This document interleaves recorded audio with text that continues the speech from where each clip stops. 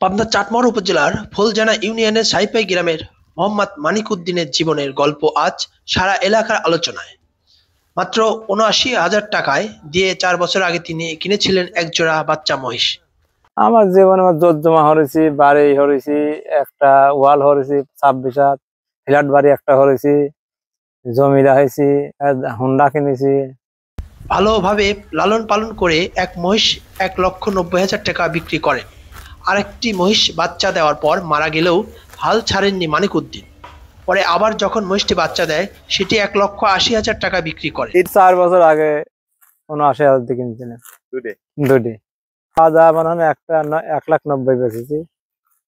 আর এই একটা রাইসেন বিয়েছিল, একটা বহন বাছুর। এবছর আবারও তার ঘরে এসেছে আরো এক বকনা বাছুর, নতুন আশার আলো।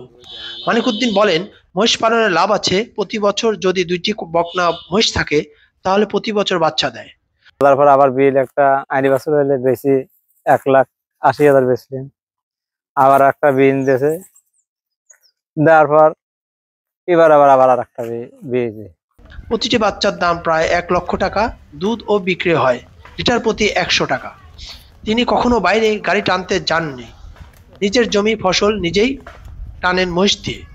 মাত্র ১৫ বছর বয়সে মহিষের হাল ধরেছিলেন মানিক উদ্দিন। আজ তার বয়স ৫৫, আর সেই মহিষ বদলে দিয়েছে তার জীবন। নিজের পরিশ্রমে তিনি এখন গড়ে তুলেছেন ১০ বিঘা জমি, ২৬ হাত ওয়াল, একটি ফ্ল্যাট বাড়ি, একটি মোটরসাইকেল, যা তিনি নিজেই চালান গর্ব নিয়ে। মানিক উদ্দিন বলেন, মহিষ আমার সব। এই মহিষই আমাকে দিয়েছে ঘর, জমি ও আর শান্তির জীবন। মহিষের যত্নে গড়ে উঠেছে এক পরিশ্রমী কৃষকের স্বপ্নপুরী।